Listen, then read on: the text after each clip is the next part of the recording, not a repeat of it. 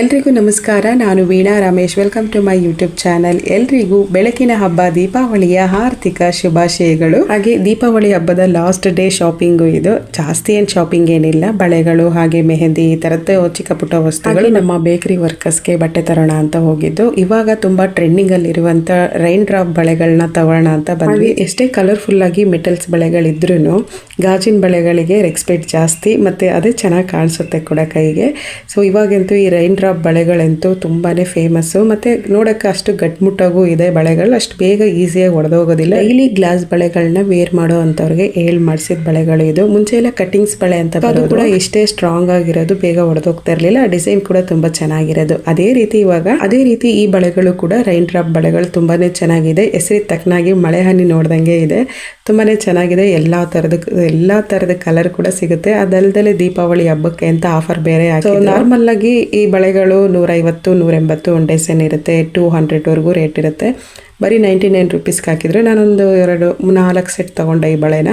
So extra ಸೀರೆ ಕಲರ್ಸಿಗೆ ಮತ್ತೆ dress ಮ್ಯಾಚಿಂಗ್ಗೆ ಅಂತ ತಗೊಂಡೆ. ಹಾಗೆ ಬಳೆಗಳು ಮತ್ತೆ ಮೆಹಂದಿ ಮಾತ್ರ ನಾನು ತಗೊಂಡಿದ್ದಂಥದ್ದು. ಇನ್ನು ಅನ್ಸಿಕಾ ಅವಳು ಡ್ರೆಸ್ ಮ್ಯಾಚಿಂಗ್ಗೆ ಅಂತ ಇಯರಿಂಗ್ಸು ಹಾಗೆ ಫ್ಯಾನ್ಸಿ ಬಳೆಗಳನ್ನ ನೋಡಿ ಡೈಲಿ ವೇರ್ ಮಾಡೋಕ್ಕಾಗೋದಿಲ್ಲ. ಸ್ಕೂಲ್ ಮಕ್ಕಳು ಹೇಗಿದ್ರು ಬಳೆಗಳನ್ನ ಜಸ್ಟ್ ಏನಾದರೂ ಫಂಕ್ಷನ್ ಇದ್ರೆ ಮಾತ್ರ ವೇರ್ ಮಾಡ್ಬೋದು. ಹಾಗಾಗಿ ಫ್ಯಾನ್ಸಿ ಬಳೆನೇ ಸಾಕು ಅಂತ ಹೇಳಿ ಅವಳು ಒಂದೊಂದೇ ಸಿಂಗಲ್ ಬ್ಯಾಂಗಲ್ಸ್ ಇರೋ ರೀತಿಲಿ ನೋಡ್ತಾ ಇದ್ದೆ. ಹಾಗೆ ಈ ಇಯರಿಂಗ್ಸ್ ಎಲ್ಲ ನೋಡೋಕೆ ತುಂಬಾನೇ ಚೆನ್ನಾಗಿತ್ತು. ಎಲ್ಲ ಕ್ಯೂಟ್ ಆಗಿತ್ತು. ಒಂಥರ ಸ್ವಲ್ಪ ದೊಡ್ಡ ಸೈಜ್ ಇತ್ತು ಅಂತ ಅನ್ಸುತ್ತೆ. ಎಲ್ಲಾನು ವೇರ್ ಮಾಡಿ ನೋಡಿ ಅವಳಿಗೆ ಯಾವ ಸೂಟ್ ಆಗುತ್ತೆ ಅದನ್ನ ತಗೊಂಡು ಅಲ್ಲಿಂದ ನಮ್ಮ ಚಿಕ್ಕ ಪುಟ್ಟ ಶಾಪಿಂಗ್ ಎಲ್ಲ ಮುಗಿಸ್ಕೊಂಡು ಅಲ್ಲಿಂದ ಬಟ್ಟೆ ಅಂಗಡಿಗೆ ಹೋದ್ವಿ. ಇಲ್ಲೇ ಜಾಸ್ತಿ ಕ್ಲಿಪ್ಪಿಂಗ್ ತಗೊಳ್ಳಿಲ್ಲ, ಟೈಮ್ ಆಗೋಗ್ಬಿಟ್ಟಿತ್ತು. ನಾವು ಸ್ಟೇಡಿಯಂಗೆ ಹೋಗ್ಬೇಕಾಗಿತ್ತು. ರಿತ್ವಿಕ್ ಕ್ರಿಕೆಟ್ ಕೋಚಿಂಗ್ ಮೀಟಿಂಗ್ ಇತ್ತು, ಹಾಗಾಗಿ ಅವಸರದಾಗ ಬಂದ್ವಿ. ಸೊ ಅವನ ಕ್ರಿಕೆಟ್ ಕೋಚಿಂಗ್ ಇನ್ನೂ ನಡೀತಾ ಇತ್ತು, ಮೀಟಿಂಗ್ ಸ್ಟಾರ್ಟ್ ಮಾಡಿರಲಿಲ್ಲ. ಅಷ್ಟರಲ್ಲಿ ನಾವು ಇಂಡೋರ್ ಸ್ಟೇಡಿಯಂ ಎಲ್ಲ ನೋಡ್ಕೊಂಡು ಬರೋಣ ಅಂತ ಬಂದ್ವಿ. ಸ್ಟೇಡಿಯಂ ಸುತ್ತಮುತ್ತ ಈ ರೀತಿ ಗಿಡ ಹಾಕಿದ್ರೆ ತುಂಬಾ ಹೂ ಬಿಟ್ಟಿತ್ತು. ಹೂ ನೋಡೋಕ್ಕೂ ತುಂಬಾ ಚೆನ್ನಾಗಿ ಕಾಣಿಸ್ತಾ ಇತ್ತು.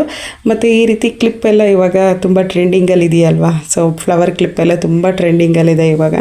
ಸೊ ಆ ಕ್ಲಿಪ್ ಥರನೇ ಕಾಣಿಸ್ತಾ ಇದೆ ಅಂತ ಅಂದ್ಕೊಂಡು ಹೂವೆಲ್ಲ ಸ್ವಲ್ಪ ಕುಯ್ಕೊಂಡು ಹಾಗೆ ಇಂಡೋರ್ ಸ್ಟೇಡಿಯಂಗೆ ಹೋಗಿ ನಾವು ಮೊದಲು ಇಲ್ಲಿ ಬ್ಯಾಡ್ಮಿಂಟನ್ ಆಡ್ತಾ ಇದ್ವಿ. ಹಾಗೆ ಅನ್ಸಿಕಾ ಕೂಡ ಟಿ ಆಡ್ತಾ ಇದ್ಲು. ಅದನ್ನೆಲ್ಲ ನೋಡಿಕೊಂಡು ನಮ್ಮ ಕೋರ್ಟ್ ಇದಾಗಿತ್ತು. ಮತ್ತು ಅವ್ರದ್ದು ಇಂಡೋರ್ ಇನ್ನೂ ಒಂದು ರೂಮ್ ಇದೆ, ಅದರೊಳಗಡೆ ಟಿ ಇದೆ. ಸೊ ಅಲ್ಲಿ ಪ್ರಾಕ್ಟೀಸ್ ಮಾಡ್ತಾಯಿದ್ರು. ಅದರಲ್ಲೆಲ್ಲ ಹೋಗಿ ರಿತ್ವಿಕನ್ ಕೋಚಿಂಗ್ ಮುಗಿಸ್ಕೊಂಡು ತಿರ್ಗಾ ಮನೆಗೆ ಬಂದು ಹಾಗೆ ಇದಿಷ್ಟು ಒನ್ ಡೇ ಫುಲ್ ಹೊರಗಡೆ ಸುತ್ತಾಡಿದ್ದೆ ಆಗೋಗ್ಬಿಡ್ತು ನಮಗೆ.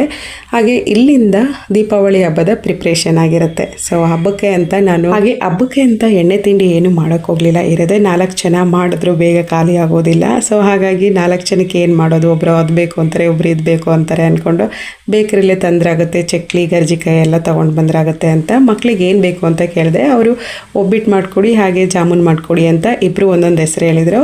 ಸರಿ ಓಕೆ, ಒಬ್ಬಿಟ್ಟು ಮತ್ತು ಜಾಮೂನ್ ಮಾಡಿಬಿಡೋಣ ಅಂತ ಪ್ರಿಪೇರ್ ಮಾಡ್ಕೊಳ್ತಾ ಇದ್ದೀನಿ. ಅದರ ಜೊತೆಗೆ ಸ್ವಲ್ಪ ಗ್ರೋಸರೀಸ್ ಎಲ್ಲ ತೊಗೊಂಡು ಬಂದಿದ್ದೆ, ಅದನ್ನೆಲ್ಲ ರೀಫಿಲ್ ಮಾಡಿ ಇಡ್ತಾ ಇದ್ದೀನಿ. ಸ್ವಲ್ಪ ಖಾಲಿಯಾಗಿತ್ತಲ್ಲ, ಸೊ ಅದನ್ನೆಲ್ಲ ರೀಫಿಲ್ ಮಾಡಿ ಇಡ್ತಾ ಇದ್ದೀನಿ. ಕಿಚನ್ ಸ್ವಲ್ಪ ನೋಡೋಕ್ಕೆ ಮೆಸ್ಸಿ ಆಗಿದೆ, ಏನೋ ಅನ್ಕೊಂಬೇಡಿ, ಯಾಕಂದರೆ ಫುಲ್ ಎಲ್ಲ ರೀಫಿಲ್ ಮಾಡಿ ಇಡ್ತಾ ಇದ್ದೆ. ಸ್ವಲ್ಪ ಅಡುಗೆಗೆ ಅಂತ ಎಲ್ಲ ತಯಾರು ಮಾಡಿ ಇಟ್ಕೊಂಡಿದ್ನಲ್ಲ, ಹಾಗಾಗಿ ಕಿಚನ್ ಈ ರೀತಿ ಇದೆ ನೋಡೋಕ್ಕೆ. ಹಾಗೆ ಜಾಸ್ತಿ ಬೇಳೆಗಳು ತಂದರೆ ಹುಳ ಹಾಕ್ದಂಗೆ ಇರಬೇಕು ಅಂತ ಅಂದರೆ ಅದರಲ್ಲಿ ಒಣಮೆಣ್ಸಿನ್ಕಾಯಿನ ಸ್ವಲ್ಪ ಒಳಗಡೆ ಫುಲ್ ಮಿಕ್ಸ್ ಮಾಡಿ ಇಡೋದ್ರಿಂದ ಅಷ್ಟು ಬೇಗ ಹುಳ ಆಗೋದಿಲ್ಲ. ಒಣಮೆಣ್ಸಿನ್ಕಾಯಿ ಮೆತ್ತಗಿರಬಾರ್ದು, ಮುರಿದ್ರೆ ಪುಡಿ ಆಗೋ ರೀತಿಯಲ್ಲಿ ಇರಬೇಕು ಮೆಣಸಿನ್ಕಾಯಿ. ಆ ರೀತಿ ಆದರೆ ಬೇಗ ಹುಳ ಆಡೋದಿಲ್ಲ. ಹಾಗೆ ಹೆಸರು ಕಾಳಲ್ಲೂ ಅಷ್ಟೇ ಬಿರಿಯಾನಿ ಎಲೆಗಳನ್ನು ಹಾಕಿ ಇಡೋದ್ರಿಂದ ಹುಳ ಆಗೋದಿಲ್ಲ. ಬಟಾಣಿ ಕಾಳಲ್ಲಿ ಬೆಳ್ಳುಳ್ಳಿ ಹಾಕಿ ಇಡೋದ್ರಿಂದ ಹುಳ ಆಗೋದಿಲ್ಲ. ಬೆಳ್ಳುಳ್ಳಿನ ಸಿಪ್ಪೆ ತೆಗೆದೇನೆ ಎಸ್ಲಾಗಿ ಬಿಡಿಸಿ ಬೆಳ್ಳುಳ್ಳಿನ ಅದರಲ್ಲಿ ಮಿಕ್ಸ್ ಮಾಡಿ ಇಡೋದ್ರಿಂದ ಹುಳ ಆಗೋದಿಲ್ಲ. 1 ತಿಂಗಳವರೆಗೂ ತುಂಬ ಡೈಲಿ ಯೂಸ್ ಮಾಡೋದಿಲ್ಲ. 1 ತಿಂಗಳವರೆಗೂ ನಾವು ದಿನಸಿ ಐಟಮ್ನ ತೊಗೊಂಡು ಬಂದಿರ್ತೀವಲ್ವ. ಸೊ ದಿನನಿತ್ಯ ಬೇರೆ ಥರ ತಿಂಡಿ ಮಾಡೋದ್ರಿಂದ ಕಾಳುಗಳೆಲ್ಲ ತುಂಬ ದಿನ ಇರೋದಿಲ್ಲ. ಆದರೂ ಮಳೆಗಾಲದಲ್ಲಿ ಜಾಸ್ತಿ ಇರೋದಿಲ್ಲ, ಬೇಗ ಒಂಥರ ಹುಳ ಆಗೋಕ್ಕೆ ಸ್ಟಾರ್ಟ್ ಆಗೋಗ್ಬಿಡುತ್ತೆ. ಸೊ ಹಾಗಾಗಿ ಈ ರೀತಿ ನಾನು ವಸ್ತುಗಳನ್ನು ಹಾಕಿ, ಹಾಗೆ ಉದ್ದಿನ ಬೇಳೆ ಜೊತೆಗೆ ಒಣಮೆಣ್ಸಿನ್ಕಾಯಿನ ಹಾಕಿಡೋದ್ರಿಂದ ಹುಳ ಆಗ್ದಂಗಿರುತ್ತೆ. ಹಾಗೆ ಗ್ರೋಸರೀಸ್ ಎಲ್ಲ ರೀಫಿಲ್ ಮಾಡಿ ಅದರ ಜಾಗಕ್ಕೆ ಎತ್ತಿಟ್ಬಿಟ್ಟೆ. ಇವಾಗ ಜಾಮೂನ್ಗೆ ಕಲಸಿಟ್ಟಿದ್ದೀನಿ, ಪಾನಕನೂ ಕಾಯಿಸಿಟ್ಟಿದ್ದೀನಿ. ಜಾಮೂನ್ ರೆಸಿಪಿಯನ್ನು ತುಂಬಾ ಈಸಿ, ಹಾಗಾಗಿ ನಾನು ಜಾಸ್ತಿ ಏನು ಡೀಪಾಗಿ ತೋರ್ಸೋಕ್ಕೆ ಹೋಗಲಿಲ್ಲ. ಎಲ್ಲರೂ ಕೂಡ ಸಾಧಾರಣ ಹೇಗೆ ಮಾಡ್ತಾರೆ ಅದೇ ರೀತಿ ಮಾಡುವಂಥದ್ದು. ಒಬ್ಬಿಟ್ಟಿನ ರೆಸಿಪಿ ಕ್ಲಿಪ್ಪಿಂಗ್ ನಾನು ತೊಗೊಳಕ್ಕೆ ಹೋಗಲಿಲ್ಲ. ಆಲ್ರೆಡಿ ಟೈಮ್ ಆಗಿ ಹೋಗ್ಬಿಟ್ಟಿತ್ತು. ಇನ್ನೊಂದ್ಸಲ ಯಾವಾಗಲಾದರೂ ನಾನು ವಿಡಿಯೋ ಮಾಡಬೇಕಾದ್ರೆ ಖಂಡಿತವಾಗೂ ಒಬ್ಬಿಟ್ಟು ರೆಸಿಪಿನ ಶೇರ್ ಮಾಡ್ಕೊಳ್ತೀನಿ ನಾನು. ಹಾಗೆ ದೀಪಾವಳಿ ಹಬ್ಬದಲ್ಲಿ ಕಜಾಯ ಅನ್ನೋದೇ ತುಂಬ ಫೇಮಸ್ಸು. ಸೊ ಕಜಾಯ ಮಾಡೋಣ ಅಂತ ಅಂದ್ಕೊಂಡೆ. ಮಕ್ಕಳು ನಮಗೆ ಬೇಡ ನನಗೆ ಬೇಡ ಅಂತ ಹೇಳಿದರು. ಅವ್ರಿಗೆ ಕಜಾಯ ಅಷ್ಟು ಇಷ್ಟ ಆಗೋದಿಲ್ಲ. ಸೊ ಪರವಾಗಿಲ್ಲ, ಅದ್ರ ಬದಲು ಮಕ್ಕಳೇನು ಇಷ್ಟಪಟ್ಟು ಕೇಳ್ತಾರೆ ಅದನ್ನೇ ಮಾಡಿಕೊಟ್ಬಿಡೋಣ ಅಂತ ಮಾಡ್ತಾಯಿದ್ದೀನಿ. ಹಾಗೆ ಇನ್ನು ದೀಪಾವಳಿ ಹಬ್ಬಕ್ಕೆ ಅಂತ ಫುಲ್ ಮನೆ ಏನು ನಾನು ಡೆಕೋರೇಷನ್ ಮಾಡೋಕ್ಕೆ ಹೋಗಲಿಲ್ಲ. ಜಸ್ಟ್ ಹಾಗೆ ಸ್ವಲ್ಪ ಕ್ಲೀನ್ ಮಾಡಿ ಮತ್ತೆ ನಾನು ದೀಪಗಳನ್ನೆಲ್ಲ ತಂದು ಡೆಕೋರೇಷನ್ ಮಾಡೋಕ್ಕೆ ಹೋಗಲಿಲ್ಲ. ಹೇಗಿದ್ರು ಇವಾಗ ಕಾರ್ತಿಕ ಸ್ಟಾರ್ಟ್ ಆಗುತ್ತೆ. ಇಲ್ಲಿ ಪಾಂಡಿಚೇರಿಲಿ ಕಾರ್ತಿಕ ತುಂಬ ಗ್ರ್ಯಾಂಡಾಗಿ ಮಾಡಿ. ಹಾಗೆ ನಾನು ವಿಡಿಯೋ ಆನ್ ಮಾಡಿದ್ದೀನಾ ಇಲ್ವಾ ನೋಡು ಅಂತ ಅನ್ಸಿಕನ್ಗೆ ಹೇಳ್ತಾ ಇದ್ದೆ. ಸೊ ನಾನು ಮರ್ತ್ಬಿಟ್ಟೆ ವಿಡಿಯೋ ಆನ್ ಮಾಡಿದ್ದೀನಾ ಇಲ್ವಾ. ಹಾಗಾಗಿ ಅವಳು ವಿಡಿಯೋ ಆನೇ ಮಾಡಿಲ್ಲ ಅಮ್ಮ ಅಂತ ಸುಮ್ಮನೆ ಹಾಗೆ ಟೀಸ್ ಮಾಡ್ತಾ ಇದ್ಲು. ಅವಳ ಜೊತೆ ಮಾತಾಡ್ಕೊಂಡು ನಾನು ಕೂಡ ಜಾಮೂನ್ ಮಾಡ್ತಾ ಇದ್ದೆ. ಸೊ ಒಬ್ಬರೇನೆ ವಿಡಿಯೋ ಶೂಟ್ ಮಾಡ್ಕೊಳ್ತಾ ಇದ್ರೆ ಅದ್ರ ಎಫೆಕ್ಟ್ ಏನು ಅಂತ ಗೊತ್ತಿರುತ್ತೆ ಯೂಟ್ಯೂಬರ್ಸ್ಗೆ. ಹೆಲ್ಪರ್ಗೆ ಯಾರು ಇದ್ರೆ ಅಷ್ಟೊಂದು ಕಷ್ಟ ಅನ್ಸೋದಿಲ್ಲ. ಬೇಗ ವಿಡಿಯೋಗಳನ್ನ ಶೂಟ್ ಮಾಡ್ಕೊಬಹುದು. ಹಾಗೆ ಒಬ್ಬರೇ ವಿಡಿಯೋ ಮಾಡ್ತಾ ಇರಬೇಕಾದ್ರೆ ಬೇರೆ ಬೇರೆ ಹ್ಯಾಂಗಲ್ ಅಲ್ಲಿ ವಿಡಿಯೋ ಶೂಟ್ ಮಾಡಬೇಕಾದ್ರೆ ಸ್ವಲ್ಪ ಟೈಮ್ ಜಾಸ್ತಿನೇ ತಗೊಂಡು. ನಾನು ಕೂಡ ಜಾಮೂನ್ ಎಲ್ಲ ಮಾಡಿ ಮುಗಿಸಾಯಿತು. ಪಾನಕ ಮುಂಚೆನೆ ನಾನು ಕಾಯಿಸಿಟ್ಕೊಂಡಿದ್ದೆ. ತುಂಬಾನೇ ಸಿಂಪಲ್ ಡಿಶ್ಶು, ಬೇಗನೆ ಕಂಪ್ಲೀಟ್ ಆಗಿ ಹೋಗ್ಬಿಡುತ್ತೆ. ಸೊ ಮಕ್ಕಳು ತುಂಬಾ ಇಷ್ಟಪಡ್ತಾರೆ, ಹಾಗಾಗಿ ಮಕ್ಕಳಿಗೋಸ್ಕರ ಮಾಡಿಕೊಟ್ಟಿದ್ದೆ. ಹಾಗೆ ಒಬ್ಬಿಟ್ಟಿಗೆ ಎಲ್ಲ ರೆಡಿ ಮಾಡಿ ಇಟ್ಕೊಂಡಿದ್ದೆ. ಒಬ್ಬಿಟ್ಟು ಕೂಡ ಮಾಡಿ ನಾವು ಅಲ್ಲಿಂದ ಬೇಕ್ರಿಗೆ ಹೋಗಿ ನಮ್ಮ ಬೇಕ್ರಿ ವರ್ಕರ್ಸ್ ಎಲ್ರಿಗೂ ಬಟ್ಟೆ ತಂದಿದ್ವಲ್ಲ ಅದನ್ನ ಕೊಟ್ಬಿಟ್ಟು ಬರಬೇಕಾಗಿತ್ತು. ಸೊ ಹಾಗಾಗಿ ಒಬ್ಬಿಟ್ಟು ಕ್ಲಿಪ್ಪಿಂಗ್ ಜಾಸ್ತಿ ನಾನು ತೋರಿಸಿಲ್ಲ. ಮತ್ತು ಪೂಜೆ ರೂಮ್ ಕೂಡ ಕ್ಲೀನ್ ಮಾಡಿಬಿಟ್ಟೆ. ಸೊ ಅದನ್ನು ಕೂಡ ನಾನು ಕ್ಲಿಪ್ಪಿಂಗ್ ಏನು ತೊಗೊಳಕ್ಕೆ ಹೋಗಲಿಲ್ಲ. ಪಾಂಡಿಚೇರಿಯಲ್ಲಿ ಸೋಮವಾರನೇ ದೀಪಾವಳಿ ಹಬ್ಬನ ಸೆಲೆಬ್ರೇಟ್ ಮಾಡ್ತಾರೆ. ಸೊ ಹಾಗೆ ನಾವು ಕೂಡ ಅವತ್ತೇ ಸೆಲೆಬ್ರೇಟ್ ಮಾಡಿದ್ವಿ. ನಾನು ಅಮ್ಮಂಗೆ ಫೋನ್ ಮಾಡಿ ಕೇಳಿದಾಗ ಹಾಸನಲ್ಲಿ ಬುಧವಾರ ಸೆಲೆಬ್ರೇಟ್ ಮಾಡ್ತಾರೆ, ನೀವೆಲ್ಲ ಹಬ್ಬನೇ ಮಾಡಿದ್ರಾ ಅಂತ ಹೇಳ್ತಾ ಇದ್ರು. ಸೊ ನಾವು ಹಬ್ಬ ಸೆಲೆಬ್ರೇಟ್ ಮಾಡಬೇಕಾದ್ರೆ ನಮ್ಮ ಜೊತೆ ಇರುವಂಥ ವರ್ಕರ್ಸ್ ಎಲ್ಲರೂ ಕೂಡ ಖುಷಿಲಿ ಸಂತೋಷವಾಗಿ ಹಬ್ಬ ಸೆಲೆಬ್ರೇಟ್ ಮಾಡಬೇಕಲ್ವ. ಹಾಗಾಗಿ ನಾವು ಕೂಡ ಸ್ವೀಟ್ಸ್ ಎಲ್ಲ ಕೊಟ್ಟು ಹಾಗೆ ಅಲ್ಲಿಂದ ಏನಾದರೂ ಸ್ನ್ಯಾಕ್ಸ್ ತಗೊಳ್ಳ ಅಂದರೆ ಮಕ್ಳು ಏನು ಬೇಡ ಅಂದರು. ನನಗೆ ಚಕ್ಲಿ ಅಂದರೆ ಇಷ್ಟ. ಸೊ ಹಾಗಾಗಿ 2 ಚಕ್ಲಿ ಪ್ಯಾಕೆಟ್ ಮಾತ್ರ ತಗೊಂಡು ಬಂದೆ. ಇದಿಷ್ಟು ನಮ್ಮ ಬೇಕ್ರಿ ಐಟಮ್ಸು, ಯಾವುದು ಮನೇಲಿ ಮಾಡಲಿಲ್ಲ. ಬೆಳಗ್ಗೆ ಫುಲ್ಲು ಮಳೆ, ಹೊರಗಡೆ ಕಾಲಿಡೋಕ್ಕೆ ಆಗಲಿಲ್ಲ, ಅಷ್ಟು ಮಳೆ ಬರ್ತಾಯಿತ್ತು. ದೀಪಾವಳಿ ಹಬ್ಬದಲ್ಲಿ ಪಟಾಕಿ ಹೊಡಿದಂಗೆ ಇದೇನಪ್ಪ ಇಷ್ಟೊಂದು ಮಳೆ ಬರ್ತಿದೆಯಲ್ಲ ಅಂತ ಮಕ್ಕಳಿಬ್ರು ರೆಡಿಯಾಗಿ ಮಾತಾಡ್ಕೊಂಡು ಕೂತ್ಕೊಂಡಿದ್ದೆ. ಆಯಿತು, ನಾನು ಫುಲ್ ಅಡುಗೆ ಎಲ್ಲ ಕಂಪ್ಲೀಟ್ ಮಾಡಬೇಕು ಅಂತ ಬೆಳಗ್ಗೆ ಏನು ಟಿಫನ್ ಮಾಡಲಿಲ್ಲ. ಬೆಳಗ್ಗೆ ಬೇಗನೆ ಪೂಜೆ ಮಾಡಿಬಿಡೋಣ, ಆಮೇಲೆ ಮಧ್ಯಾಹ್ನ ಹಬ್ಬದ ಅಡುಗೆನೇ ಮಾಡಿಕೊಂಡು ಬೇಗ ಊಟ ಮಾಡಿದ್ರೆ ಆಯಿತು ಅಂತ ಅಂದ್ಕೊಂಡು ಬೆಳಗ್ಗೆ ಬೇಗನೆ ಪೂಜೆ ಮುಗಿಸ್ಬಿಡೋಣ ಅಂತ ಮಾಡ್ತಾಯಿದ್ದೀನಿ. ಫುಲ್ ಜೋರು ಮಳೆ. ಈ ವರ್ಷವೇ ದೀಪಾವಳಿ ಹಬ್ಬದಲ್ಲಿ ಮಳೆ ಬಂದಿರೋವಂಥದ್ದು. ಸಾಮಾನ್ಯ ಈ ಟೈಮಲ್ಲಿ ಪಾಂಡಿಚೇರಿಲಿ ಚಂಡಮಾರುತ ಇರುತ್ತೆ, ಯಾವಾಗಲೂ ಮಳೆ ಸ್ಟಾರ್ಟ್ ಆಗಿರುತ್ತೆ. ಬಟ್ ಇಷ್ಟು ಜೋರು ಮಳೆ ಇರ್ತಾ ಇರಲಿಲ್ಲ, ಒಂದು ಕ್ಷಣನೂ ಬಿಡ್ದಂಗೆ ಅಷ್ಟು ಜೋರು ಮಳೆ ಇತ್ತು. ನಾವು ಸಾಯಂಕಾಲನಾದರೂ ದೀಪ ಎಲ್ಲ ಹಚ್ಚಿಡಬೇಕಾದ್ರೆ, ಪಟಾಕಿ ಹೊಡಿಬೇಕಾದ್ರೆ ಒಂದು ಅರ್ಧ ಗಂಟೆ ಬರ್ದೇ ಇದ್ರೆ ಸಾಕು ಅಂತ ಅಂದ್ಕೊಂಡಿದ್ವಿ. ಸೊ ಅದೇ ರೀತಿ ಸಾಯಂಕಾಲ ಸ್ವಲ್ಪ ಹೊತ್ತು ಮಳೆ ಬರ್ದಂಗೆ, ಇದೇ ರೀತಿ ಮಳೆ ಇತ್ತು ಫುಲ್ ಡೇ ಅಂತ ಅಂದಿದ್ರೆ ದೀಪಾವಳಿ ಹಬ್ಬ ಆಚರಣೆ ಮಾಡಿದೀವಿ ಅಂತಾನೆ ಅನ್ನಿಸ್ತಾ ಇರಲಿಲ್ಲ. ಸೊ ಅಷ್ಟೊಂದು ಮಳೆ ಬರ್ತಾ ಇತ್ತು. ಮಕ್ಕಳಿಬ್ರು ಸ್ವೀಟ್ ಬಾಕ್ಸ್ ಎಲ್ಲ ರೆಡಿ ಮಾಡಿಕೊಂಡು ನಮ್ಮ ನೈಬರ್ಸ್ಗಳಿಗೆ ಕೊಡೋಕ್ಕೆ ಅಂತ ರೆಡಿ ಮಾಡ್ಕೊಂಡು ನಿಂತಿದ್ರು. ಮಳೆ ಉದ್ರಕ್ಕೆ ಸ್ವಲ್ಪ ಕಮ್ಮಿ ಆಗಲಿ, ಹೋಗ್ಬಿಟ್ಟು ಕೊಟ್ಬಿಟ್ಟು ಬರೋಣ ಅಂತ ಕಾಯ್ಕೊಂಡು ಕೂತ್ಕೊಂಡಿದ್ರು. ಸ್ವಲ್ಪ ಉದ್ರೆ ಕಮ್ಮಿ ಆದಮೇಲೆ ಇಬ್ಬರು ಹೋಗಿ, ಅಕ್ಕ ತಮ್ಮ ಇಬ್ಬರು ಹೋಗಿ ಎಲ್ಲರಿಗೂ ಸ್ವೀಟ್ ಕೊಟ್ಟು ಬಂದರು. ಯಾವುದೇ ಹಬ್ಬ ಆಗಿರಲಿ ಅಕ್ಕಪಕ್ಕದ ಮನೆಯವ್ರಿಗೆ ಸಿಹಿ ಹಂಚಿ ನಾವು ಕೂಡ ಸಿಹಿ ತಿಂದು ಹಬ್ಬ ಶುರು ಮಾಡೋದು ತುಂಬಾ ಖುಷಿ ಕೊಡುತ್ತೆ. ಹಾಗೆ ಇಲ್ಲಿ ವಾತಾವರಣ ಹಬ್ಬದ ದಿನ ಹೇಗಿತ್ತು ಅಂತ ತೋರಿಸ್ತೀನಿ. ಫುಲ್ ಮಳೆ, ಹೇಗಪ್ಪ ಹೊರಗಡೆ ಹೋಗೋದು ಅಂತ ಅನ್ನಿಸ್ತಾ ಇತ್ತು, ಅಷ್ಟು ಜೋರು ಮಳೆ ಇತ್ತು.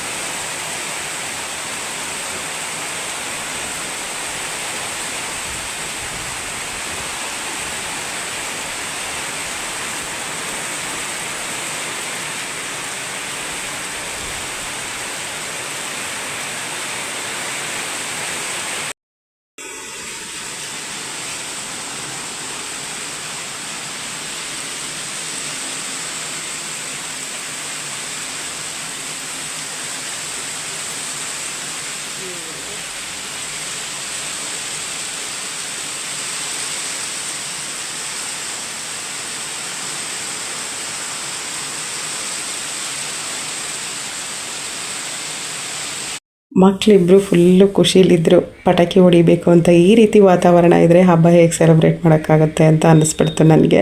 ಸೊ ಮಕ್ಕಳು ಅವರ ಸ್ವೀಟ್ ಬಾಕ್ಸ್ ಎಲ್ಲ ತಗೊಂಡು ಪಕ್ಕದ ಮನೆಯವ್ರಿಗೆಲ್ಲ ಕೊಟ್ಬಿಟ್ಟು ಬರ್ತೀವಿ ಅಂತ ಹೊರಟರು. ಇನ್ನೂ ಮಳೆ ಬರ್ತಾನೆ ಇತ್ತು, ಸ್ವಲ್ಪ ಕಮ್ಮಿ ಆಗಿತ್ತು. ಹಾಗಾಗಿ ಬೇಗ ಹೋಗಿ ಕೊಟ್ಬಿಟ್ಟು ಬರಗೆ ಅಂತ ಕಳಿಸ್ದೆ ನಾನೇ.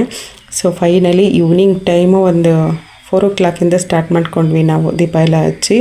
ಮಳೆ ಕಮ್ಮಿ ಆದರೆ ಇಲ್ಲೇ ನಾವು ನಮ್ಮ ಗಾರ್ಡನ್ ಏರಿಯಾದಲ್ಲೇ ಪಟಾಕಿ ಎಲ್ಲ ಹಚ್ಬಿಡೋಣ ನೋಡೋಣ ಅಂತ ಅನ್ಕೊಂಡು ರಮೇಶ್ ಅವರು, ನಾನು, ಅನ್ಸಿಕಾ, ರಿತ್ವಿಕ್ 4 ಜನ ವೇರ್ ಮಾಡಿರುವಂಥ ಡ್ರೆಸ್ ದೀಪಾವಳಿಗೆ ಪರ್ಚೇಸ್ ಮಾಡಿದ್ದಂಥದ್ದು. ತುಂಬ ಸಿಂಪಲ್ ಆಗಿ ನಾವು ಡ್ರೆಸ್ನ ಚೂಸ್ ಮಾಡ್ಕೊಂಡು ತಗೊಂಡ್ವಿ. ಇಷ್ಟು ದಿನ ಆಚರಣೆ ಮಾಡಿರುವಂಥ ಹಬ್ಬಗಳನ್ನು ಬೇರೆ ಬೇರೆ ಊರಲ್ಲಿ ಬೇರೆ ಬೇರೆ ವಿಧದಲ್ಲಿ ಆಚರಣೆ ಮಾಡ್ತಾರೆ. ಆದರೆ ದೀಪಾವಳಿ ಹಬ್ಬ ಮಾತ್ರ ಎಲ್ಲ ರಾಜ್ಯದಲ್ಲೂ ಒಂದೇ ರೀತಿ ಆಚರಣೆ ಮಾಡ್ತಾರೆ.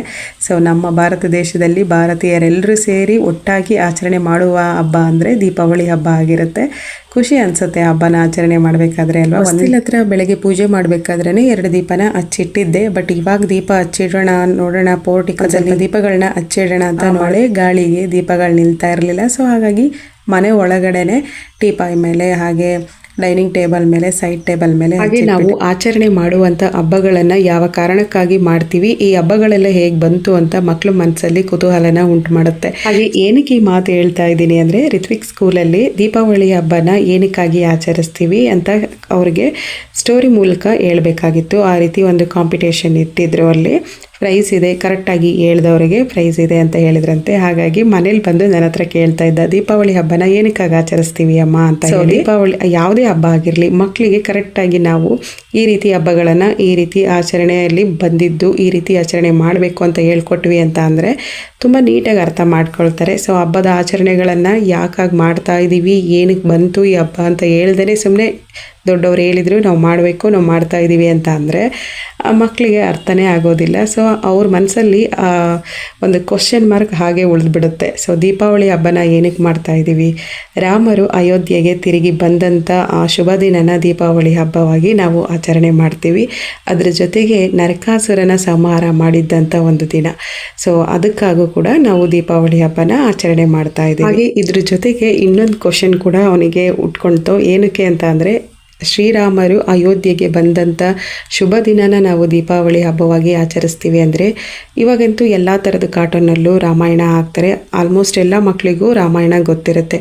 ಬಟ್ ನರಕಾಸುರ ಯಾರು ಅನ್ನೋದು ಗೊತ್ತಿರೋದಿಲ್ಲ. ನರಕಾಸುರ ಅಂದರೆ ಯಾರು, ಅವರು ಕೂಡ ಶ್ರೀರಾಮರ ಥರನೇ ಇರ್ತಾರೆ. ಅವರು ಕೂಡ ರಾಜ್ಯಕ್ಕೆ ತಿರುಗಿ ವಾಪಸ್ ಬಂದ್ರ, ಹಾಗಾಗಿ ದೀಪಾವಳಿ ಸೆಲೆಬ್ರೇಟ್ ಮಾಡ್ತಾ ಇದೀವ ಅಂತ. ನರಕಾಸುರ ಯಾರು ಅನ್ನೋದೇ ಮಕ್ಕಳಿಗೆ ಗೊತ್ತಿರೋದಿಲ್ಲ. ನರಕಾಸುರನ ಕತೆ ಹೇಳಿದ ಮೇಲೆ ಆಹಾ ಈ ಸಂತೋಷಕ್ಕಾಗಿ ನಾವು ದೀಪಾವಳಿ ಆಚರಣೆ ಮಾಡ್ತಾ ಇದೀವ ಅಂತ. ನರಕಾಸುರ ಅಂದರೆ ಭೂದೇವಿಯ ಮಗ. ಹಿರಣ್ಯಾಕ್ಷ ಭೂದೇವಿಯನ್ನ ಪಾತಾಳ ಲೋಕದಲ್ಲಿ ಅಡಗಿಸಿ ಇಟ್ಟಾಗ ವಿಷ್ಣು ವರಹ ರೂಪದಲ್ಲಿ ಹಿರಣ್ಯಾಕ್ಷನ ಕೊಂದು ಭೂದೇವಿಯನ್ನ ರಕ್ಷಿಸಿರ್ತಾರೆ. ಜನಿಸಿದವರೇ ನರಕಾಸುರ. ನರಕಾಸುರನ ಕೊಲ್ಲೋಕೆ ಯಾವುದೇ ದೇವರುಗಳಿಂದನೂ ಆಗಬಾರ್ದು ಅಂತ ಹೇಳಿ ಭೂದೇವಿ ವಿಷ್ಣು ಹತ್ರ ವರ ತಗೊಳ್ತಾರೆ. ವಿಷ್ಣು ಅದ್ರ ಜೊತೆಯಲ್ಲಿ ಇನ್ನೊಂದು ವರನು ಕೊಡ್ತಾರೆ. ಹೇಗೆ ಅಂತ ಅಂದ್ರೆ, ತಾಯಿಯಿಂದನೇ ನರಕಾಸುರನ ಸಂಹಾರ ಆಗುತ್ತೆ ಅಂತ ಹೇಳಿ.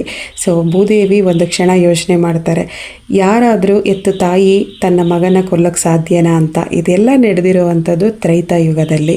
ದ್ವಾಪರ ಯುಗಕ್ಕೆ ಬಂದ ಮೇಲೆ ಯುಗದಲ್ಲಿ ಭೂದೇವಿ ಸತ್ಯಭಾಮವಾಗಿ ಜನಿಸಿರ್ತಾರೆ. ದ್ವಾಪರ ಯುಗದಲ್ಲಿ ನರಕಾಸುರನ ವಧೆಯಾಗುತ್ತೆ. ಯಾಕಂದ್ರೆ 16,000 ಸ್ತ್ರೀಯರನ್ನ ಅಪಹರಣ ಮಾಡಿರ್ತಾರೆ. ಕಾರಣಕ್ಕಾಗಿ ಸತ್ಯಭಾಮ ದ್ವಾಪರ ಯುಗದಲ್ಲಿ ನರಕಾಸುರನ ಕೊಲ್ತಾರೆ. ಇದಿಷ್ಟು ನರಕಾಸುರನ ಅಂತ್ಯದ ಕಥೆ ಆಗಿರುತ್ತೆ. ಸೊ ರಿತ್ವಿಕ್ ಕೇಳಿದ ಮೇಲೆ ಅಮ್ಮ ಇದಕ್ಕಾಗಿ ನಾವು ದೀಪಾವಳಿನ ಆಚರಣೆ ಮಾಡೋದು ಅಂತ ಕೇಳ್ತಾ ಇದ್ದ. ಹಾಗೆ ನಾವು ಬಾಲ್ಯ ವಯಸ್ಸಿನಲ್ಲಿ ಇದ್ದಾಗ ಮಲಗೋಕ್ಕಿಂತ ಮುಂಚೆ ಅಜ್ಜಿ ಹೇಳೋ ಕಥೆಗಳನ್ನೆಲ್ಲ ಕೇಳ್ಕೊಂಡು ನಾವೇ ಒಂದು ಇಮ್ಯಾಜಿನೇಷನ್ ಮಾಡ್ಕೊಂಡು ಮಲಗ್ತಾ ಇದ್ವಿ. ಅಜ್ಜಿ ಹೇಳೋ ಕಥೆಗಳು ಕಲ್ಪನೆ ಕಥೆಗಳೇ ಆಗಿದ್ರೇನು ಅರ್ಥ ಇರ್ತಾ ಇತ್ತು ಆ ಕಥೆಗಳಲ್ಲಿ. ಸೊ ಇವಾಗೆಲ್ಲ ಚಿಕ್ಕ ಮಕ್ಕಳು ಏನಾದರೂ ಕತೆ ಹೇಳಿ ಮಲಗಿಸ್ಬೇಕಾದ್ರೆ ಅಂದರೆ ಫೋನಲ್ಲಿ ಕತೆಗಳನ್ನ ಸ್ಟೋರಿಗಳನ್ನ ಹಾಡು ಮಾಡಿ ಬಿಟ್ಬಿಡೋದು, ಮಕ್ಳ ಹತ್ರ ಕೊಟ್ಬಿಡೋದು, ನೋಡ್ತಾ ಇರೋಂಥ ನಿದ್ರೆ ಹೇಗೆ ಬರುತ್ತೆ ಮಕ್ಕಳಿಗೆ. ಈ ರೀತಿ ಬೇಡವಾದಂಥ ಅಭ್ಯಾಸಗಳನ್ನು ದೊಡ್ಡವರೇ ಮಾಡಿಸ್ತಾ ಇರೋದು. ಮಕ್ಕಳಿಗೆ ಇದ್ರ ಬಗ್ಗೆ ಏನೂ ಗೊತ್ತಿರೋದಿಲ್ಲ, ರೂಢಿ ಮಾಡೋದೇ ದೊಡ್ಡವರು. ಆಮೇಲೆ ಮಕ್ಕಳ ಮೇಲೆ ಮಕ್ಕಳು ಫೋನ್ ನೋಡ್ತಾರೆ, ಹಾಗೆ ಮಾಡ್ತಾರೆ, ಹೀಗೆ ಮಾಡ್ತಾರೆ ಅಂತ ಒಂದಿಷ್ಟು ಕಂಪ್ಲೇಂಟ್ ಹೇಳುವಂಥದ್ದು. ಮಕ್ಕಳು ಏನಾದರೂ ಒಂದು ಕ್ವಶನ್ ಕೇಳಿದ್ರು ಅಂತ ಅಂದರೆ ಅದನ್ನು ಮಾತಲ್ಲೇ ಹೇಳಿ ಮಕ್ಕಳಿಗೆ ಅರ್ಥ ಮಾಡ್ಸೋಕೆ ನೋಡಿ. ಎಲ್ಲದಕ್ಕೂ ಫೋನೇ ಒಂದು ಸೊಲ್ಯೂಷನ್ ಅಲ್ಲ. ಹಾಗೆ ಸ್ವಲ್ಪ ಪಟಾಕಿ ಅಂದರೆ ನನಗೆ ಭಯ ಜಾಸ್ತಿ. ಅನ್ಸಿಕಾ ನನ್ನ ಕೈ ಇಟ್ಕೊಂಡು ಬನ್ನಿ ಅಮ್ಮ ಒಂದಾದರೂ ಹೊಡಿಬೇಕು ಅಂತ ಅವಳೇ ಕರ್ಕೊಂಡೋಗಿ ಹೊಡಿಸ್ತಾ ಇದ್ಲು. ಸೊ ದೀಪಾವಳಿ ಹಬ್ಬದಲ್ಲಿ ಪಟಾಕಿ ಹೊಡಿಲಿಲ್ಲ ಅಂದರೆ ಹಬ್ಬ ಆಚರಣೆ ಮಾಡಿದ್ದೀವಿ ಅಂತಲೇ ಅನಿಸೋದಿಲ್ಲ. ಇನ್ಮೇಲೆ ಪಟಾಕಿ ಹೊಡೆಯೋ ಕಾರ್ಯಕ್ರಮ.